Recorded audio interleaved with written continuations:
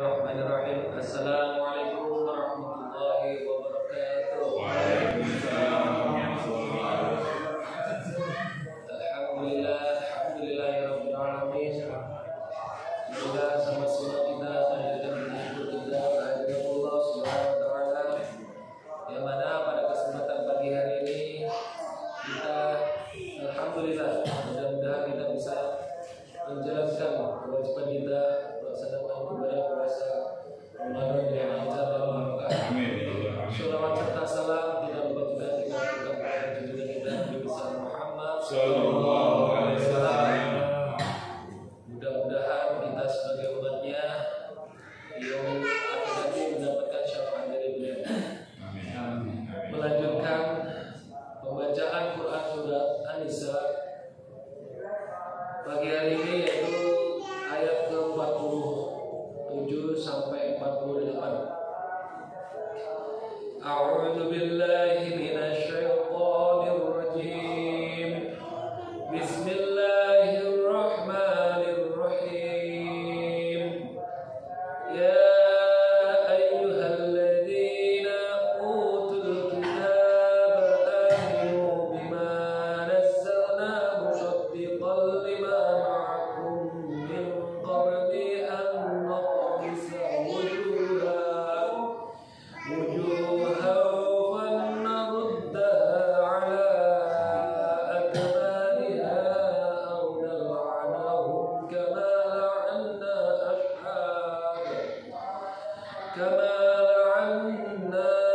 ashab as-sabti wa kana amrullahi maf'ula. Inna Allah la yaghfiru an yushraka bihi wa yaghfiru ma duna dhalika liman yasha. Wa man yushrik billahi faqad iftara ithman 'azima. Shadaqallahul 'azim. Hai orang-orang yang telah diberi Alkitab, berimanlah kamu kepada apa yang telah kami turunkan, Al-Quran, yang membenarkan kitab yang ada pada kamu sebelumnya. Kami mengubah mukamu, lalu kami putarkan ke belakang, atau kami kutuk mereka sebagaimana kami telah mengutuk orang-orang yang berbuat maksiat pada hari Sabtu. Dan ketetapan Allah pasti berlaku. Sesungguhnya Allah tidak akan mengampuni dosa syirik, dan Allah mengampuni segala dosa yang selain dari syirik itu bagi siapa yang dikehendakinya. Barang siapa yang mempersekutukan Allah, maka sungguh dia telah berbuat dosa yang besar. Maha benar Allah dengan segala firman-Nya. Allah Azza wa Jalla memerintahkan ahlul kitab untuk beriman dengan apa yang diturunkan kepada Rasulnya Muhammad Sallallahu Alaihi Wasallam berupa kitab yang agung yang memuat pembenaran berita-berita yang ada pada diri mereka sendiri, seperti kabar-kabar gembira yang ia juga merupakan ancaman bagi mereka jika mereka tidak mengamalkannya, yakni dalam firman-Nya, min qabli an naqmisa wujuhan fanuraddaha ala adbariha, sebelum kami mengubah mukamu lalu kami putarkan ke belakang. Sebagian ahli tafsir berkata, maknanya dari ayat min qabli an naqmisa wujuha, sebelum kami Allah mengubah mukamu, mengubahnya yaitu diputarkan ke belakang dan menjadikan pandangan mereka ke arah belakang. Al-Aufi mengatakan dari Ibnu Abbas tentang ayat ini, sebelum kami mengubah mukamu, artinya mengubahnya yaitu membutakannya. Fanaruddaha ala adbariha, lalu kami putarkan ke belakang. Kami menjadikan wajah-wajah mereka di arah belakang mereka, sehingga mereka berjalan mundur. 2 buah mata di bagian kepala belakang. Demikianlah komentar Qatadah dan Atiyah Al-Aufi. Hal ini termasuk hukuman dan atau azab yang paling dahsyat.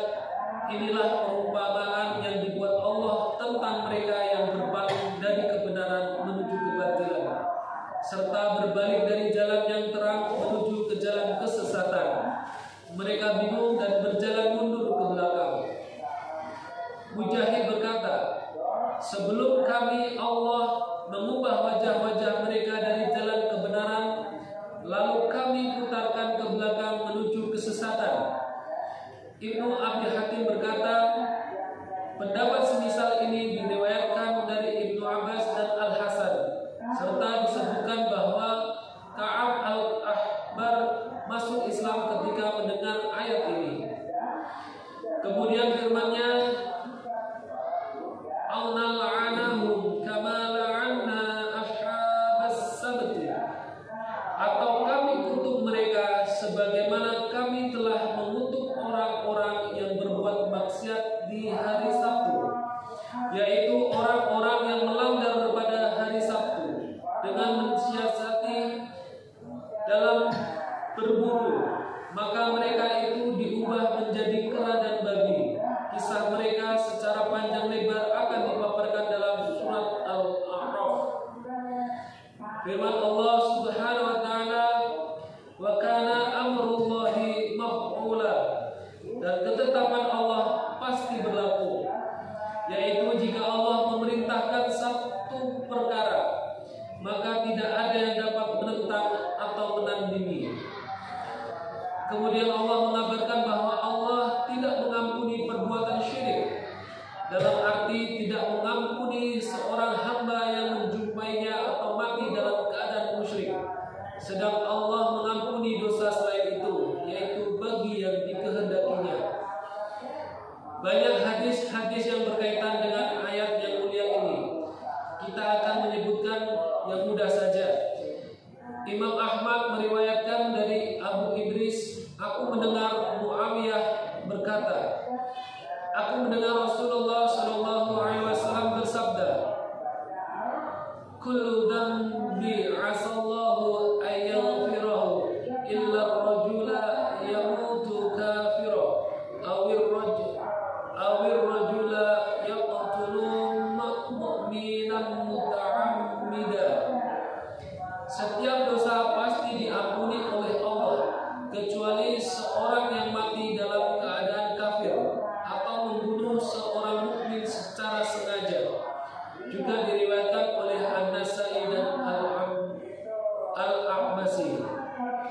Imam Al-Bukhari dan Muslim menukilkan dari Abu Dzar, dia berkata, suatu malam aku keluar, tiba-tiba aku melihat Rasulullah SAW sedang berjalan seorang diri.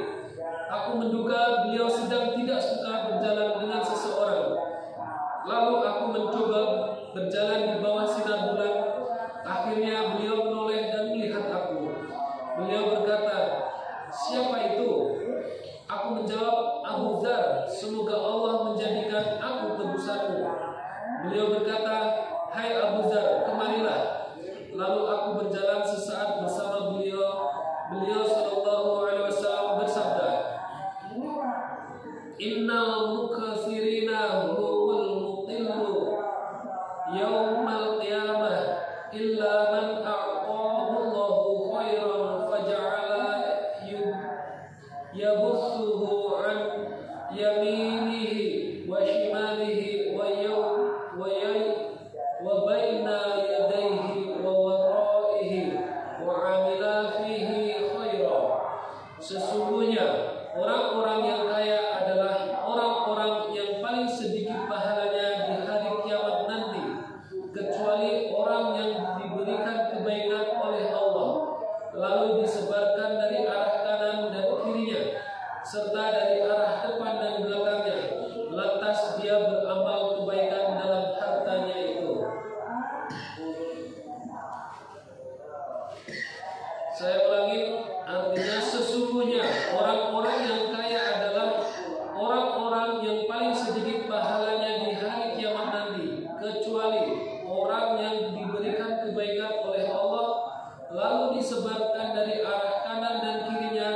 serta dari arah depan dan belakangnya, lantas dia beramal kebaikan dalam hartanya itu. Lalu aku berjalan lagi sesaat bersama beliau sallallahu alaihi wasallam, maka beliau berkata kepadaku, "Duduklah di sini." Beliau pun mempersilahkanku duduk di sebuah lembah penuh batu-batuan. Beliau berkata kepadaku, "Duduklah di sini hingga aku kembali." Kemudian beliau pergi menuju padang pasir hingga tidak terlihat lagi olehku. Di saat aku menunggu lama, kemudian aku mendengar beliau datang sambil berkata, "Sekalipun berzina atau mencuri." Abu Dzar berkata ketika beliau datang, aku merasa tidak sabar sehingga aku bertanya, "Ya Nabi Allah, semoga Allah menjadikan aku tebusanmu. Siapakah yang berbicara dari arah padang pasir itu?"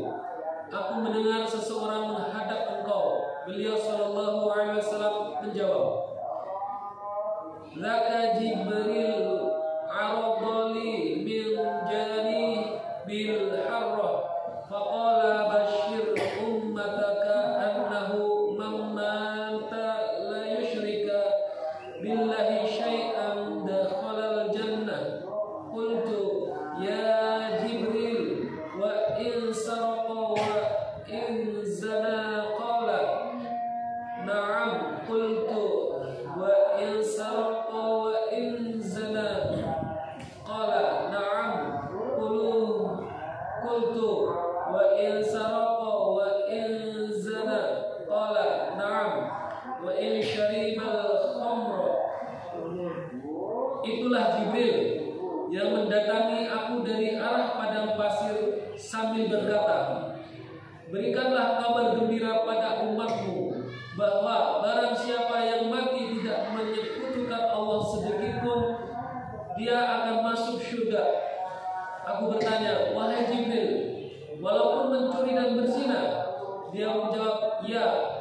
Aku bertanya, "Walaupun mencuri dan berzina?" Dia menjawab, "Ya." Lalu aku bertanya lagi, "Walaupun mencuri dan berzina?" Dia menjawab, "Ya, sekalipun meminum khamr." Al-Hafiz Abu Bakar Al-Bazzar dan Al-Hafiz Abu Ya'la menukil dari Thabit dari Anas, dia berkata, Rasulullah sallallahu alaihi wasallam bersabda, "Man wa'adahu Allahu ala ma'ami man wa'adahu Allahu ala amalin sawwaba fa huwa munjizuhu lahu wa man tawa'adahu ala amalin 'iqaba fa huwa fihi bil khiyar." Barang siapa yang dijanjikan oleh Allah pahala atas amalnya, maka Allah akan memenuhinya. Dan barang siapa yang diancam dengan siksaan atas amalnya, maka dia akan memilih, yakni antara mengazab atau mengampuninya. Firman Allah Subhanahu wa taala, "Wa may yusyrik billahi faqad iftara itsman 'azima." Barang siapa yang mempersekutukan Allah, maka sungguh dia telah berbuat dosa yang besar. Seperti firman-Nya, "Inna syirka lazulmun 'azim." Sesungguhnya mempersekutukan Allah adalah benar-benar kezaliman yang besar. Quran surat Luqman ayat 13. Dalam Asy-Syahihain diriwayatkan dari Ibnu Mas'ud radhiyallahu anhu, dia berkata, aku bertanya, "Ya Rasulullah, dosa apakah yang paling besar?" Beliau sallallahu alaihi wasallam menjawab, "Anta ja'alallahi niddan wa huwa khalaqaka." Engkau menjadikan tandingan bagi Allah, padahal dialah yang menciptakanmu. Hingga beliau menyebutkan kelanjutan hadis ini. Alhamdulillah. Bacaan surat An-Nisa ayat 47 dan 48 telah saya bacakan. Saya akan lanjutkan ke pembacaan hadis mengenai bab memenuhi kebutuhan kaum muslimin. Memenuhi kebutuhan kaum muslimin. Hadis yang kedua.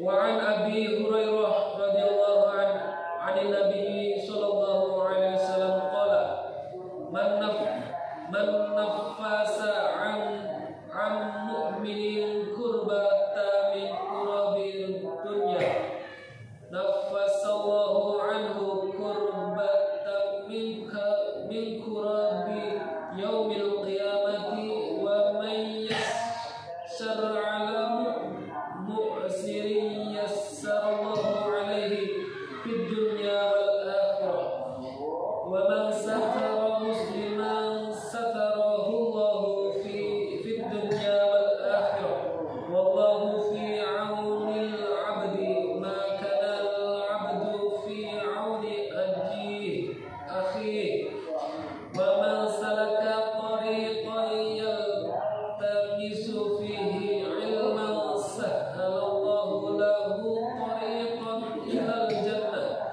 wa ma jatama'a qaumun fi baitin min buyutillahi ta'ala yatluna kitaballah wa yatadarasunahu bainahum illa nazalat 'alaihimus sakinah wa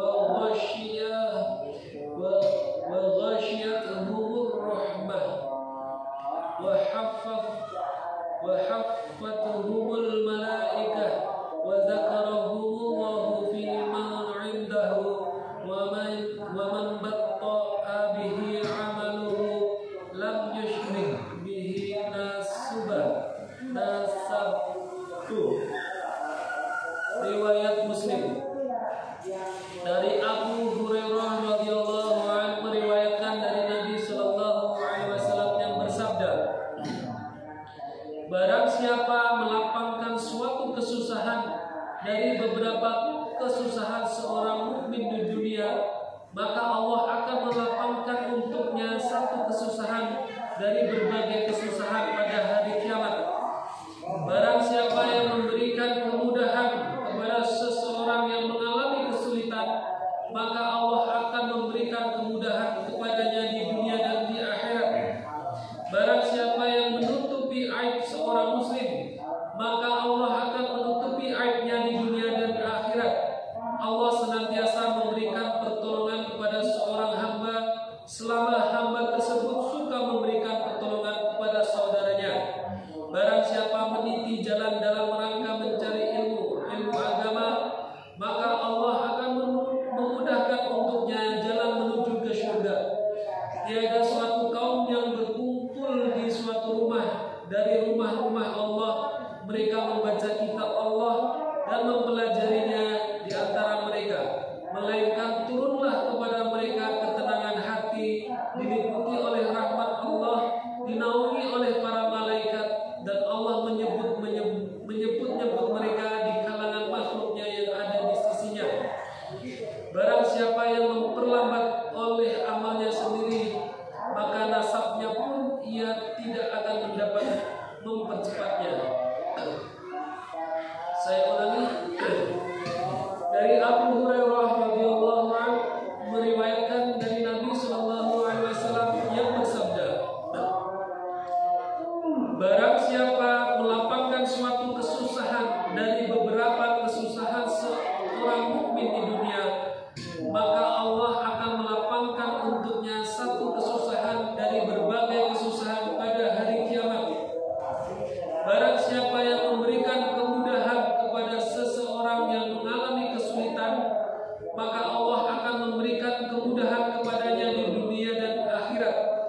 Barang siapa yang menutupi aib seorang muslim, maka Allah akan menutupi aibnya di dunia dan akhirat. Allah senantiasa memberikan pertolongan kepada seorang hamba selama hamba tersebut suka memberikan pertolongan kepada saudaranya. Barang siapa meniti jalan dalam rangka mencari ilmu agama, maka Allah akan memudahkan untuknya jalan menuju ke surga. Tiada suatu kaum yang berkumpul di suatu suatu rumah dari rumah-rumah Allah, mereka membaca kitab Allah dan mempelajarinya di antara mereka. Melainkan turunlah kepada mereka ketenangan hati, diliputi oleh rahmat Allah, dinaungi oleh para malaikat, dan Allah menyebut-nyebut mereka di kalangan makhluk yang ada di sisinya. Barang siapa yang diperlambat oleh amalnya sendiri, maka nasabnya pun ia tidak akan dapat mempercepatnya. Hadis riwayat Muslim. Penjelasan hadis ini merupakan hadis agung yang mencakup berbagai macam, baik ilmu, kaidah, etika, keutamaan, faidah, dan hukum. Hadis ini mengandung beberapa faidah. Yang pertama, balasan tergantung dari jenis perbuatannya. Yang kedua, keutamaan memenuhi kebutuhan kaum muslimin, memberi manfaat kepada mereka dengan hal yang memberi kemudahan kepadanya, baik berupa ilmu, harta benda, nasihat, memberi petunjuk kepada kebaikan, dan keutamaan memberi kemudahan atas orang yang mengalami kesulitan. Yang ketiga, keutamaan menolong seorang muslim dengan sesuatu yang ia mampu. Yang keempat, keutamaan ilmu agama, dan sesungguhnya ilmu agama menjadi penyebab masuk surga. Kelima, keutamaan berkumpul untuk mempelajari Al-Quran, terlebih di dalam masjid. Saya ulangi, penjelasan hadis ini merupakan hadis agung yang mencakup berbagai macam, baik ilmu, kaidah, etika, keutamaan, faidah, dan hukum. Hadis ini mengandung beberapa faedah. 1. Balasan tergantung dari jenis perbuatannya. 2. Keutamaan memenuhi kebutuhan kaum muslimin, memberi manfaat kepada mereka dengan hal yang memberi kemudahan kepadanya, baik berupa ilmu, harta benda, nasihat, memberi petunjuk kepada kebaikan, dan keutamaan memberi kemudahan atas orang yang mengalami kesulitan. 3. Keutamaan menolong seorang muslim dengan sesuatu yang dia mampu. 4. Keutamaan ilmu agama, dan sesungguhnya ilmu agama menjadi penyebab masuk surga. 5. Keutamaan berkumpul untuk mempelajari Al-Quran, terlebih di dalam masjid. Alhamdulillah, pembacaan hadis mengenai bab memenuhi kebutuhan kaum muslimin telah saya bacakan. Mudah-mudahan apa yang sama-sama kita dengarkan pada pagi hari ini bisa kita resapi dan bisa tersirat dalam hati kita. Terlebih mudah-mudahan kita bisa mengamalkan dalam kehidupan kita sehari-hari. Amin ya Allah. Baik, kita tutup kajian pada pagi hari ini dengan doa tahiyyatul majelis. Subhanallahumma wa bihamdika, asyhadu an la ilaha illa anta, astaghfiruka wa atubu ilaik. Assalamualaikum warahmatullahi